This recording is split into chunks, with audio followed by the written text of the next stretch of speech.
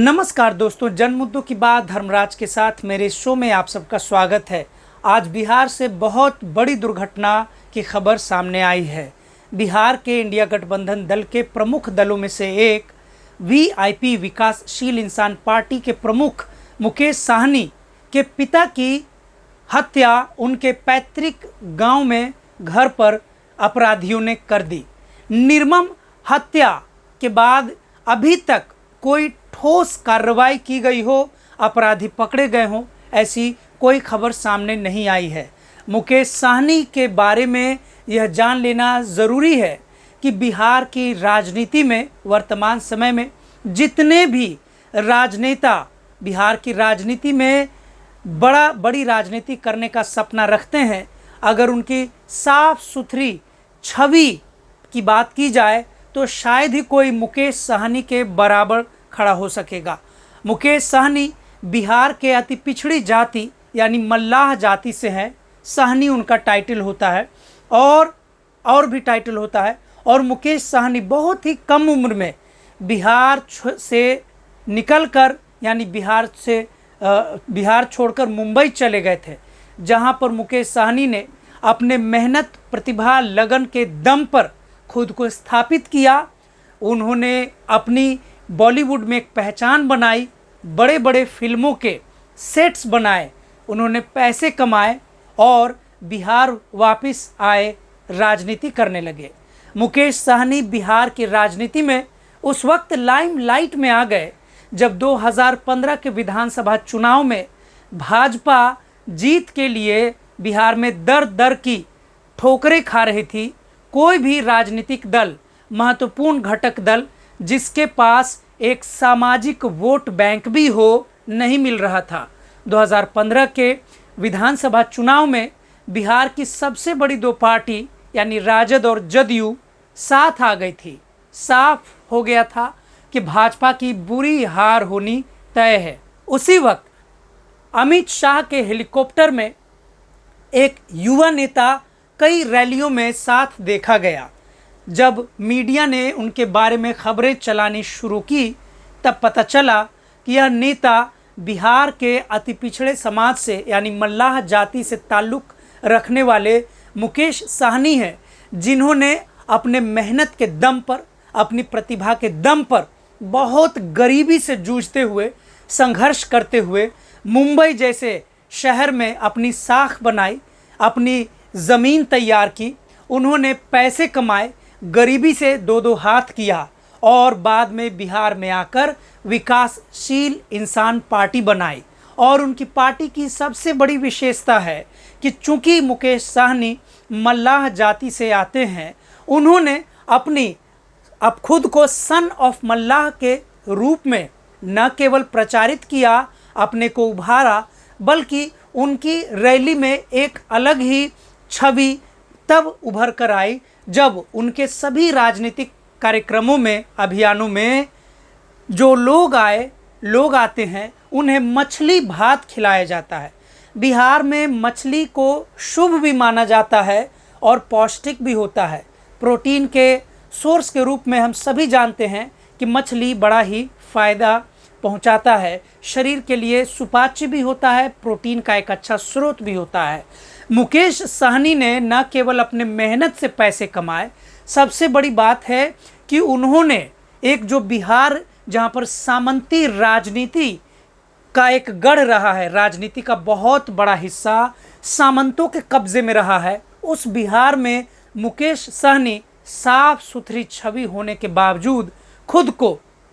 न केवल बिहार के स्तर पर बल्कि अब तो राष्ट्रीय स्तर पर खुद को स्थापित करने में सफल साबित हुए। अफसोस की बात है कि मुकेश साहनी जो इंडिया गठबंधन राजनीतिक दलों के प्रमुख दलों में से एक थे, उनके पिता की हत्या अपराधियों ने घर में घुसकर कर दी। बिहार में सुशासन बाबू की सरकार है।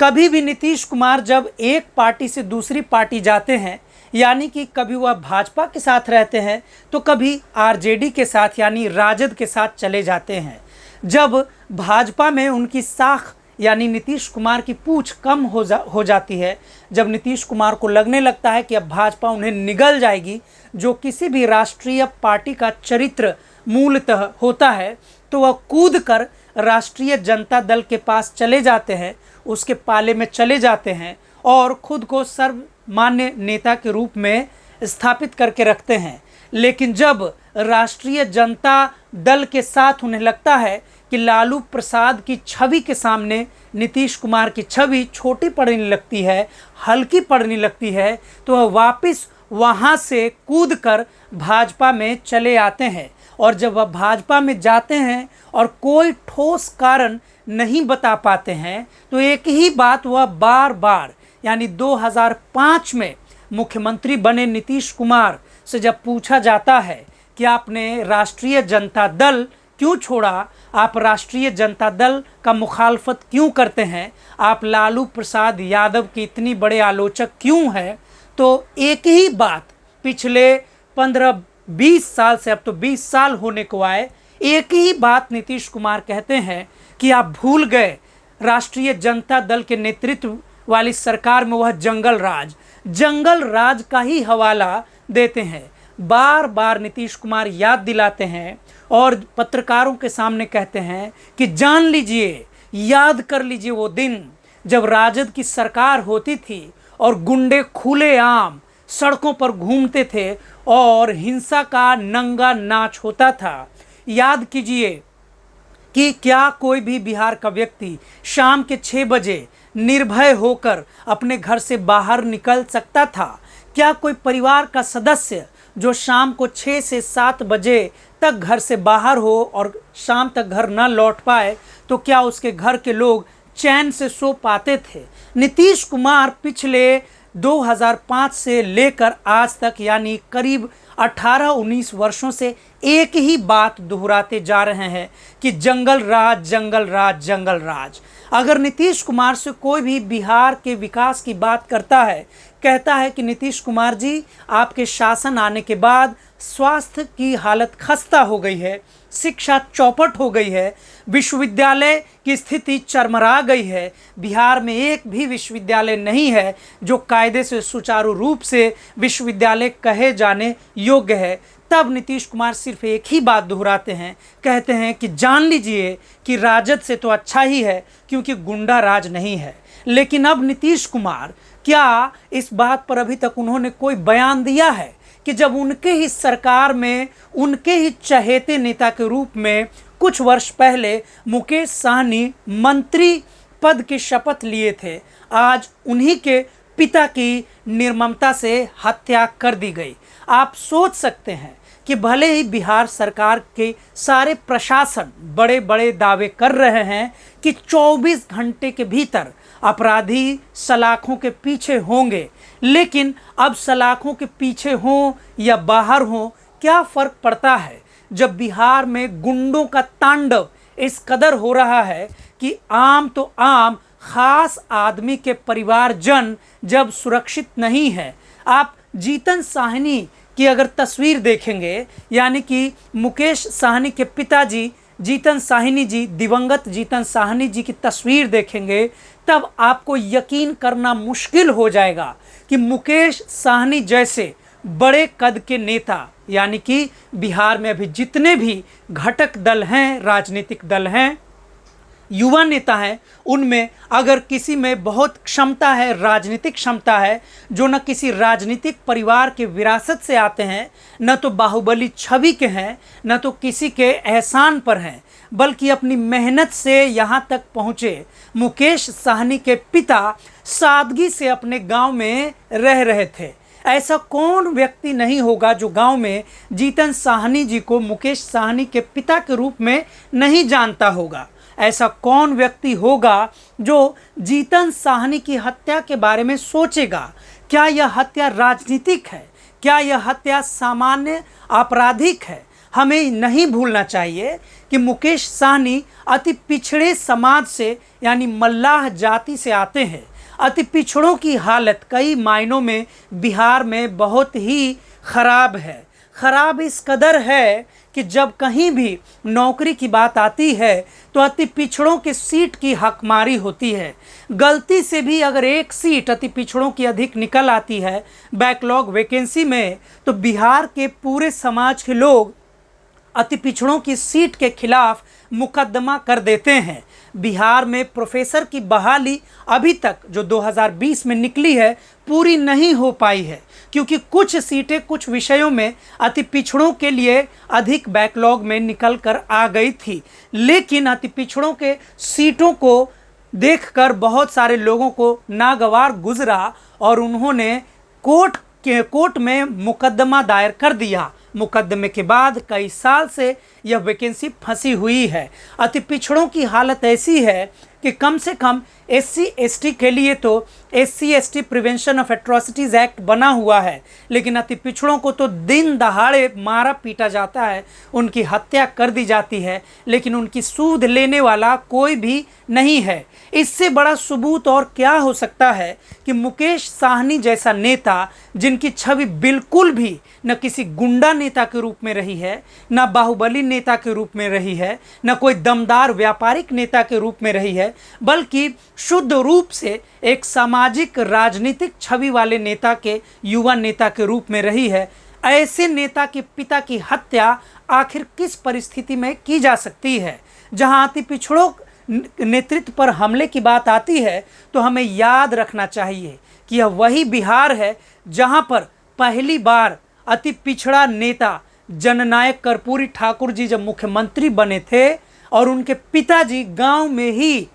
उस्तुरा चलाते थे, यानी कि हजामत करते थे, तो सामंतों को यह नहीं बर्दाश्त हुआ कि एक नाई का बेटा कैसे मुख्यमंत्री बन सकता है। आप यकीन करना आज के दौर में आपको मुश्किल लग सकता है, लेकिन कड़वा सच यही है कि जननायक कर्पूरी ठाकुर के मुख्यमंत्री रहते सामंतों ने कर्पूरी ठाकुर के पिता की पिटाई की थी। और उस वक्त कर्पूरी ठाकुर ने यह बयान दिया था कि जब सामंती समाज है तो अगर आज मैं अपने पिता के प्रतिशोध के रूप में उन चंद सामंतों को सजा दिलवा भी दूं, फिर भी समाज नहीं बदलेगा। लेकिन आप सोच सकते हैं कि जिस कर्पूरी ठाकुर को, जननायक कर्पूरी ठाकुर को चुनाव जीतने की दृष्टि से भारत रत्न की उपाधि से नवाजा गया,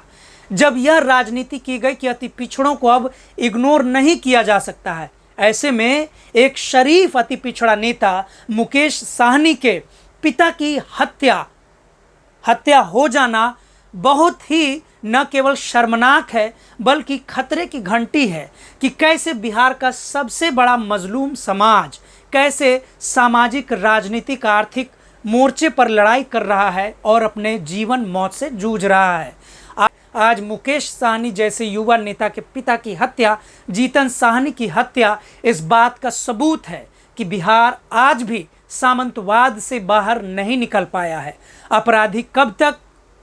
गिरफ्तार किए जाएंगे और उन अपराधियों की सज़ा क्या होगी यह तो फिलहाल पता नहीं है, लेकिन यह दुखद है कि बिहार के मुख्यमंत्री श्री नीतीश कुमार के शासन में लगातार, अगर आप पटना एडिशन की अखबार दैनिक भास्कर पढ़ेंगे तो आप पाएंगे कि पूरा बिहार जंगल राज का एक दूसरा कड़ी यानी कि दूसरे एडिशन से जूझ रहा है। अगर नीतीश कुमार के शब्दों में कहें कि नीतीश कुमार को अगर लगता है कि लालू प्रसाद यादव का शासनकाल जंगल राज था, तो नीतीश कुमार जी का भी शासनकाल उससे भी बड़ा जंगल राज है, जहां हर रोज कमज़ोर लोगों की निर्मम हत्याएं हो रही हैं। और यह हत्याएं इसीलिए हो रही हैं क्योंकि उन हत्या के आरोपियों को क्या सज़ा मिलती है इस पर कभी खुलकर बहस नहीं होती है। अपराधियों के इरादे बुलंद है। कोई भी शरीफ आदमी अपनी बात बिहार में कहता है, बड़ी आसानी से उसे पता होता है कि उसकी हत्या कभी भी की जा सकती है। बिहार साफ साफ चरमराती हुई राजनीतिक व्यवस्था से गुजर रहा है। अफसोस की बात है कि जिस प्रकार से केंद्र में भाजपा के शासन में पूरे देश में अराजक स्थिति है, ऐसे में यह कहना भी मुनासिब नहीं लगता है कि बिहार राज्य का कमान वहाँ के मुख्यमंत्री को डिसमिस कर दिया जाए और वहाँ राष्ट्रपति शासन लगा दिया जाए, क्योंकि केंद्र में भी भाजपा की सरकार है और राज्य में भी जदयू भाजपा की सरकार है। मुकेश साहनी के पिता के अपराधियों को क्या सज़ा मिलेगी यह देखना बाकी है, लेकिन इतना तो तय है कि बिहार का सबसे बड़ा समाज, अति पिछड़ा समाज, अपने जीवन और मौत के लड़ाई से गुजर रहा है। जिस बिहार में बेरोजगारी के कारण असंख्य लाखों गरीब, अति पिछड़े गरीब, दलित बिहार से पलायन करने को मजबूर हैं, लेकिन ऐसे में उनके परिवार बिहार में पूरी तरीके से असुरक्षित महसूस कर रहे हैं। ऐसा न हो कि आनन फानन में इन आपराधिक गतिविधियों को प्रशासनिक रूप से कार्रवाई न करने के बजाय ऐसी कार्रवाई की जाए कि किसी भी व्यक्ति के साथ कानूनी प्रक्रिया पूरी किए बिना एनकाउंटर की वारदात की जाए। मुझे उम्मीद है कि सरकार तक यह वीडियो अगर पहुंचेगी तो सरकार यह साबित करेगी कि बिहार जंगल राज में नहीं है और बिहार में हर व्यक्ति, चाहे वह किसी भी जाति, धर्म, समाज, लिंग का हो, सुरक्षित रहे और प्रशासन मुस्तैदी से अपना काम करे। मैं अपने इस वीडियो के माध्यम से यह कहना चाहता हूं कि जीतन साहनी जी, पूरे समाज के लिए उनकी हत्या एक संदेश है और पूरे समाज को इससे अलर्ट हो जाना चाहिए। मुकेश साहनी को इस बात को गंभीरता से समझना चाहिए कि सुरक्षा एक ऐसा भाव है जो सामाजिक स्तर पर सब के लिए होना चाहिए, क्योंकि कोई कितना भी बड़ा हो, कोई कितना भी छोटा हो, अगर सुरक्षा का भाव समाज से ही गायब हो जाएगा तो हत्या किसी की भी हो सकती है। जब जननायक कर्पूरी ठाकुर के पिता सामंती गुंडों द्वारा पीटे जा सकते हैं और मुकेश साहनी जैसे पूर्व मंत्री और वर्तमान समय में इतने महत्वपूर्ण घटक दल के नेता के पिता की नृशंस हत्या की जा सकती है, तो कुछ भी हो सकता है। अगर आपको मेरा यह वीडियो अच्छा लगा तो आप इसे लाइक करें, सब्सक्राइब करें, शेयर करें, ताकि जनता की बात सरकार तक पहुंचे और सरकार जनता के लिए कुछ प्रयास करे, कुछ तो सुरक्षा का इंतज़ाम करे। हम आगे फिर मिलेंगे अगले एपिसोड में। तब तक के लिए शुक्रिया, धन्यवाद।